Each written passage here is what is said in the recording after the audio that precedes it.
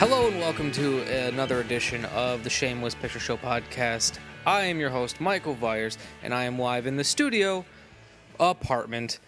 I also wish I could take credit for that joke. Unfortunately, I stole it from Colt Cabana and his podcast, The Art of Wrestling, but I've always wanted to use it. But joke's on him, because I am neither in a studio apartment or live, pre-recorded. All right. Those of you who have listened to our previous 4 episodes, this being our 5th, will notice that there is a certain angelic voice missing from the conversation. My dear co-host Nick Richards couldn't be here on this episode today. It's just some technical difficulties. We, last week, recorded an episode for our 5th episode, our official 5th episode, for one of his favorite movies, The Phantom Toll Booth. And it was a great conversation. I thought it was a good talk. It was one I was a little worried about not having enough information to be able to talk about, because I had a hard time finding stuff about it. Regardless, none of that's important because the podcast doesn't exist anymore. All of my audio recorded fine. He had a little hiccup when he was recording his, and it all disappeared. Unfortunately, when I tried to edit the episode together, his was nothing but static. And as interesting as I think it could be listening to us talk, listening to just my side of the conversation, I don't think it would make for a very good episode. So we agreed that we're going to reschedule the episode. Sorry, that was my cat. We're going to reschedule the episode. We're going to re-record it. Hopefully magic will strike twice. And we're going to give it a shot. But I felt bad. That there was nothing for this week, and it makes it difficult already because we are a bi-weekly podcast. Nick lives in Maryland, I live in Wisconsin. It's hard to get this together, make sure we both watched a movie, but we want to podcast. The urge is there.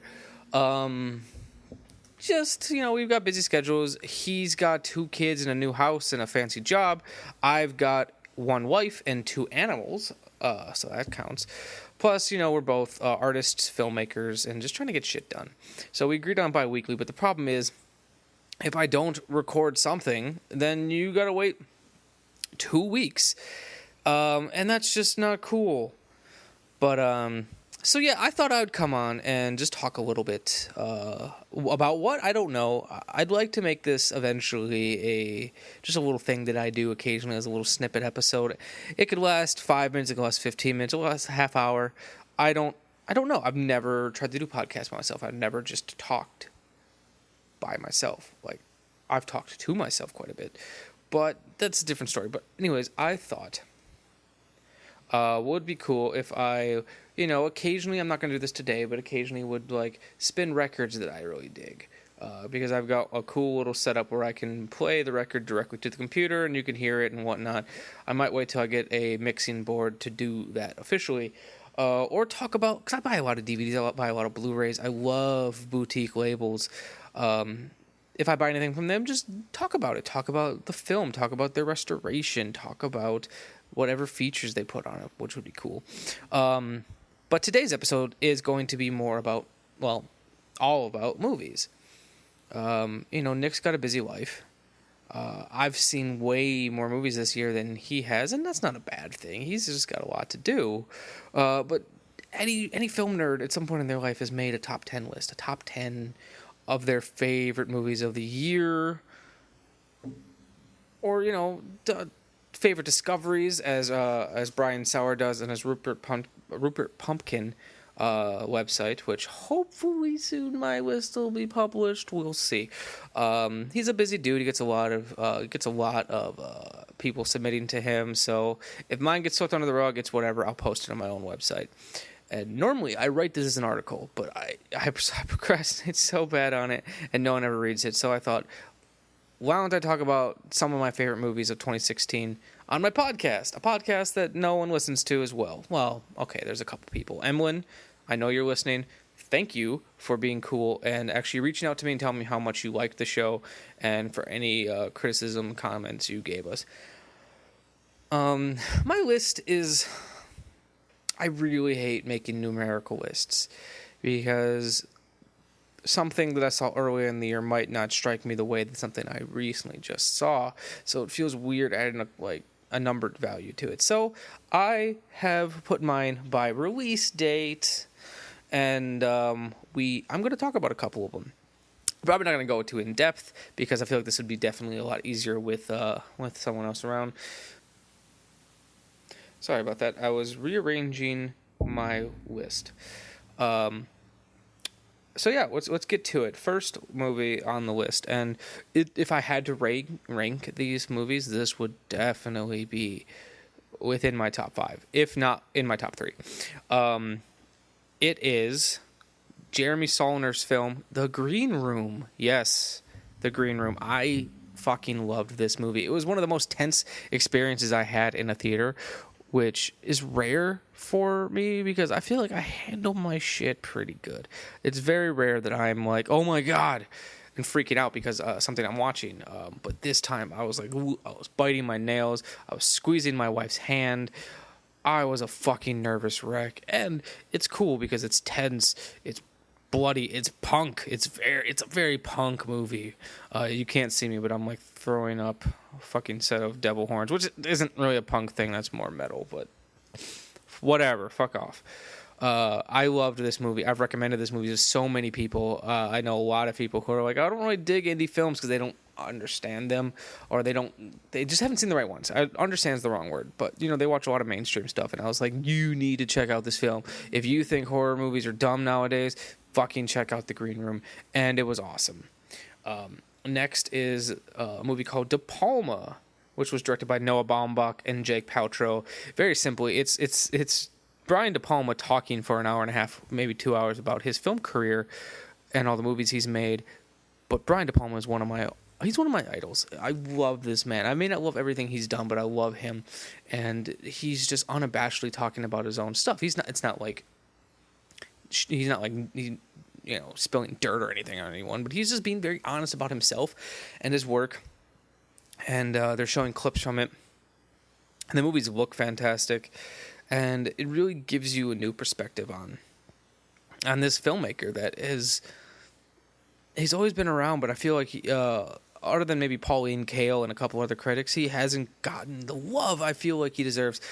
But I think this movie might turn people back onto him and force them to go back and watch some of these fucking awesome movies.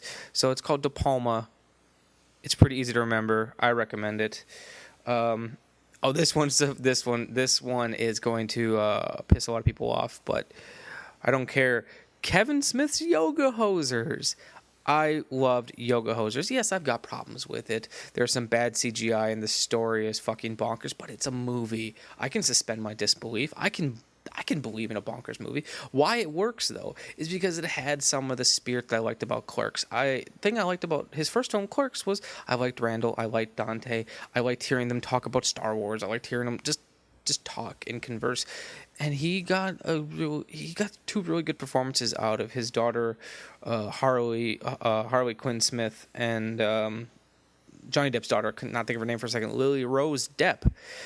They felt real. I could have just watched I think they're called the Colleens. I could have watched a movie just about those two for 90 minutes without any of the weirdness that came later. I don't know. There was chemistry. I dug it. It was some of the most fun that I had in the theater. We went to a really cool indie theater that plays that plays mainstream films to get some money, but like they'll play smaller indie films, which is cool. It's kind of a revival house, but they played it. It was a small crowd. I don't think the crowd dug it, but I loved it. I had a great time.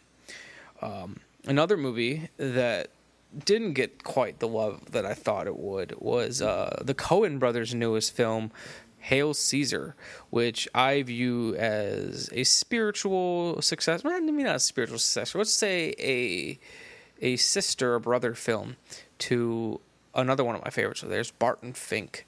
It's all about the film industry, and the film industry in the 1950s specifically, and about the in and outs of how the Coen brothers viewed the studio system and all the craziness that happened. Some of it, from what I've heard, is based on true story, or at least based on the legends of Hollywood. but it stars Josh Brolin as I think, a fantastic character who is the interweavings of this studio. He's a fixer who works for a studio. A fixer was a person that fixed all the problems. He helped the stars. He made sure the movies came out on time and came out to some sort of success so they make money. And it's about him trying to find a star that mysteriously disappears. He is kidnapped, played by George Clooney. And he needs to get him back so that way they can finish their biggest picture, probably of all time at that point, Hail Caesar, which is, kind of an ode to those classic big sweeping Hollywood epics like Cleopatra and whatnot. It's weird. I think it's hysterically funny. If you like the Coen brothers' comedy sensibilities, you might really dig it. Because I've met some people who really like the Coen brothers when they're serious, but don't like them so much when they're being funny. I still say check this film out. I might need to start going through a few of these a little quicker. Zootopia made the list. I think it's a film that everyone should see because it's more... If a person, it's extremely relevant to the world we live in today. And one day when I have my own kids, I'm going to show this movie to them to teach them not to be so shitty to other people. Yes, since when? And it's weird that I have to say that. It's weird that I have to show a movie to teach that, but I feel like it's important. If I was still a teacher, I used to teach for about 5 years. Granted, those after-school classes, but I had to make lesson plans. I had to spend weekends going to Love and Logic training and learning how to peer mediate and so on and so forth. I was a teacher, essentially. The class I taught the most often was film appreciation, the 3rd, 4th, and 5th grade. This is a movie I'd show to them because this is a movie all kids need to see. Hell, all adults should see Zootopia. 10 Cloverfield Lane. I'm not going to touch on this film too much because I feel like it's going to be done for me. Everyone's going to talk about 10 Cloverfield Lane. This would also probably be my top 5, if not top 3. It is one of the best movies of the year. John Goodman gives a powerhouse performance. It's tense. It's crazy. I don't like saying perfect movie very often, but this is as close as you're going to get to a perfect movie this year. See 10 Cloverfield Lane. Even better, go in with no expectations. Don't read anything about the movie. You don't even have to see the first Cloverfield. Fuck the first Cloverfield. Go in knowing nothing, and I think you'll love it. My wife didn't like the first Cloverfield, nor did she really remember anything about it, and she loved this movie as much as I did. So, yeah.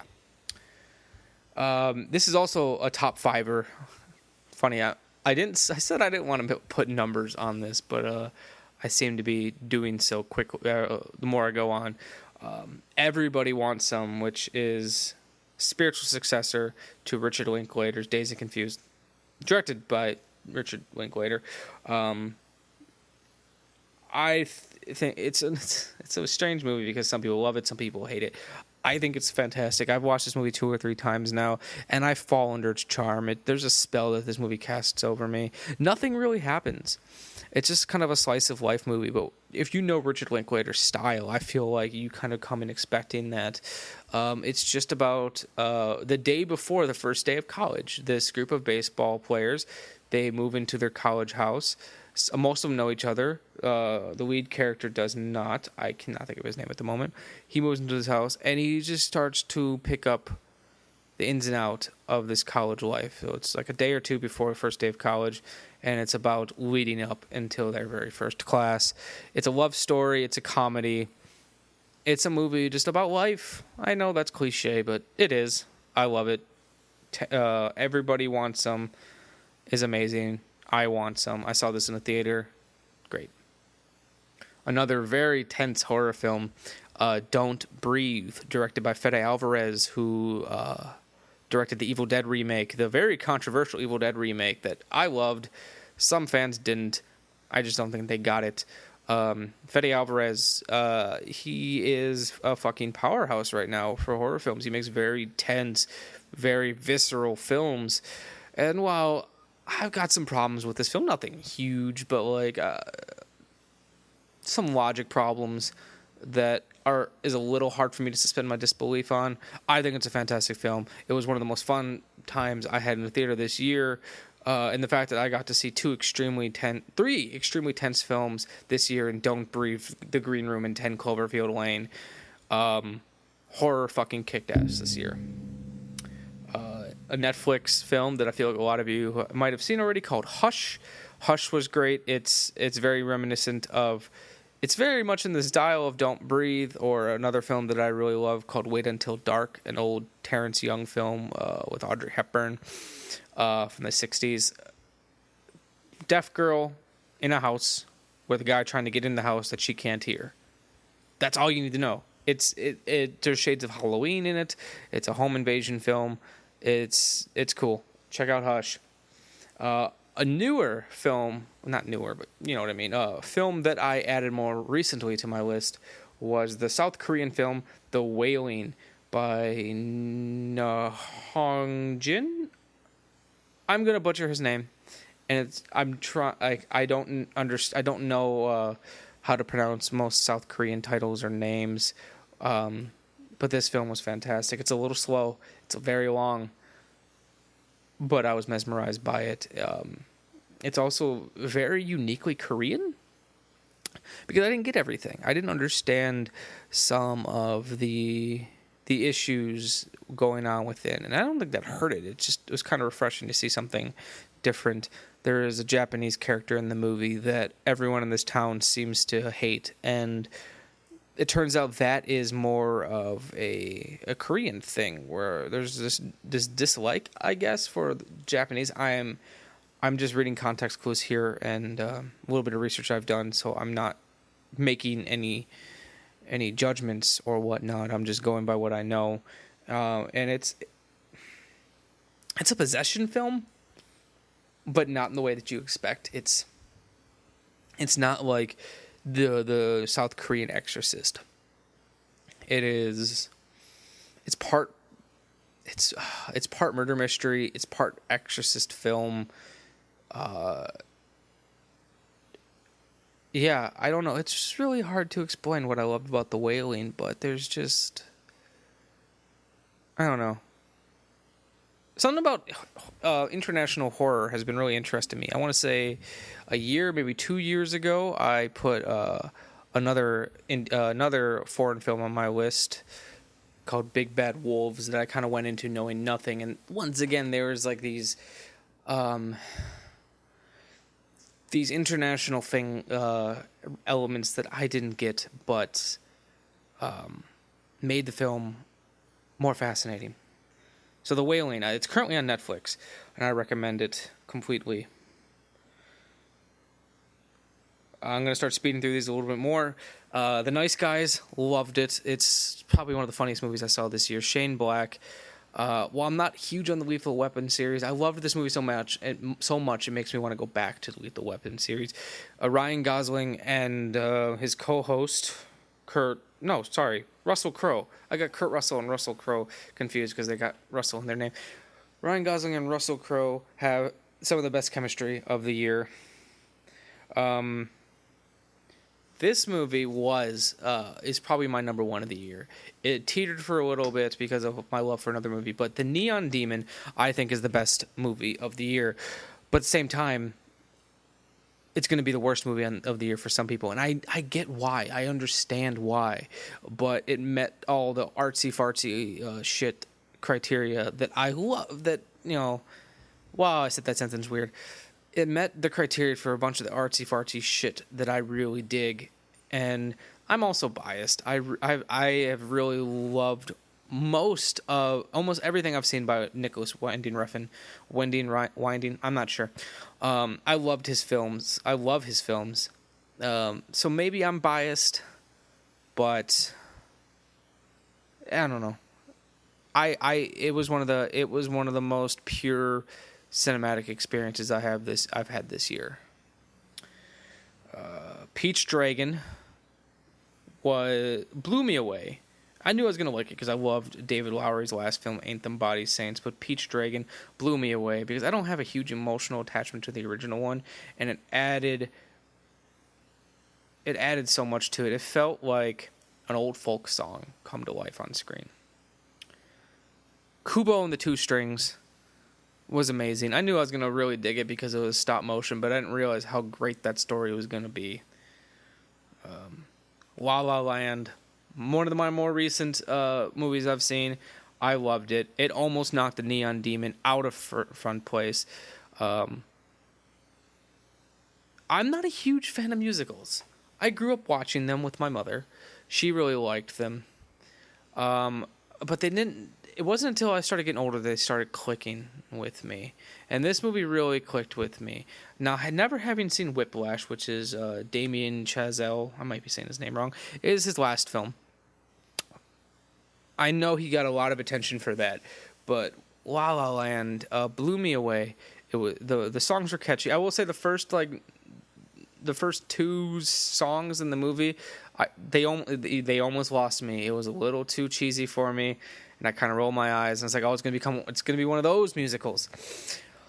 But by the time that Ryan Gosling's character Sebastian came onto screen, and we got his plight as an artist, and we started really digging deeper into Emma Stone's issues with being an actress, and then we got into their relationship and just got to see how funny and weird and really sweet both the characters can be. I fell in love with this movie. Chick flick or not, some people have been calling it a chick flick online. I've been seeing some really angry posts like, I'm not going to go see that chick flick. Fuck you. This movie was amazing. It left me, at the end of it, I don't know. I didn't know how to feel. I was happy. I was sad. I just knew I wanted to see it again. La La Land. It's been nominated for like 14 Academy Awards. I don't know if it necessarily deserves that many nominations. Maybe nominations. I don't think it should win that many because I haven't seen a lot of the Oscar films this year, but I hate when one film just, sweeps the Oscars. I don't want to see that happen. As much as I love this film, I'd like to see some other films get some life. But La La Land, I definitely loved. Next one by J.A. Bayona, Juan Antonio Bayona. I'm sorry if I'm saying his name wrong. A Monster Calls was a movie that was a fucking gut punch of feels. Let me tell you, holy shit. I was not expecting to cry 3 or 4 times due to the span of this movie. And I'm also willing to admit I'm an easy mark. Anything to do with a parent being sick and the relationship between a son or daughter, and their parent, just gets to me. It really does. You should have seen me when I saw How to Train Your Dragon 2. I was a wreck throughout that entire movie. This is another one. Not as bad as How to Train Your Dragon 2, but, still. A Monster Calls was fantastic. It had this great fairy tale aspect to it. It had great performances. It made me laugh. It made me cry. All those cliched responses to a movie. It was a sleeper hit. It didn't get as much attention probably because it came out right at the end of 2016, so it was a little harder for people to go out and see it. But A Monster Call is definitely worth your time. Edge of 17, or The Edge of 17. Was the closest thing I've got to a recent John Hughes movie since obviously the 80s, and it was sweet. It was really fucking funny. There's times I got really annoyed and pissed off with it, but not because it was a bad movie, but because I was riding the wavelength of the character. So when they got pissed off and annoyed, I got pissed off and annoyed, and when people made bad decisions, I got annoyed. The producer, I believe it was James L. Brooks, best known for The Simpsons. He was the name that caught me. It's like, I loved broadcast news, and he produced this. I want to go see it. But no, it was great. I thought about that movie a lot more than I thought I was going to. I knew I was going to like it, but I didn't think it was going to resonate so much with me because I don't feel like it's a movie for young people today. That sounds dumb. I don't feel like it's for audience members who are 17, 18, in that age range. I feel like it's more for us 20-somethings who are reflecting back on their teenage years. That's kind of what I think. Because there's things that happen in this movie that I feel like wouldn't have made sense to me when I was 17. But they make more sense to me now looking back at what I was like when I was 17. And then, a little movie that, some of you might not have seen, but it's definitely worth checking out. Rogue One, a Star Wars story. I like this movie a lot. I liked it even better than A Force Awakens, which is an unpopular opinion as well. But the issues I had with Force Awakens, I feel like this movie does better. This movie fixes. That's a better way of saying that. If I were to actually publish my list of like top 10, I don't know if it would make my 10. I don't know if it would make it in my 10. I don't know. I feel weird about putting movie because I am such a Star Wars fanboy that it's almost too easy to put a Star Wars film in my top 10 of the year. So something like this, I wouldn't put it. Just like if I saw a really kick-ass superhero movie, I don't think I'd put that on my list either for similar reasons. So, but I had to talk about it even just a little bit. Yeah, that's really it. I didn't really come in prepared. I just kind of had a list on my phone, and I knew I wanted to put something up with Nick's absence this week. And, next week we're going to get back, or not next week, but next episode 6, we're going to get back onto schedule. We're going to re-record our episode about the Phantom Toll Booth and then move on to Buffy the Vampire Slayer. And we want to keep this going. I might reserve these solo episodes for when life intervenes and we can't record an episode proper, because it's very easy for me to just turn on a mic and ramble for a half hour. Maybe next time I'll bring a guest on. I will have a topic to talk about, maybe spin some tunes on my digital record player. I don't know. But yeah, this is not going to be the last time you've heard a solo episode by me. But thanks again for listening. I really appreciate the patience. I also appreciate if you've listened to this entire episode, because you're probably very annoyed from hearing me talk. I'm annoyed recording this because I'm very self-conscious about it, and I feel like I'm talking too much. And I also don't feel like I had much insight in anything I talked about today. But I appreciate everyone who's been listening. We haven't gotten a whole lot of views, or not views. We haven't got a whole lot of listeners. But the handful that we do, I think roughly about 15 to 20 an episode means a lot to us. Because it's not easy it's easy to just set up a microphone and record a podcast. It's really hard to continue on every week. I keep telling myself, this is for me. This is for Nick. This is so I have an excuse to talk to him way more often than I used to. This is for us. And if people like to listen, that's fucking dope. That's gravy.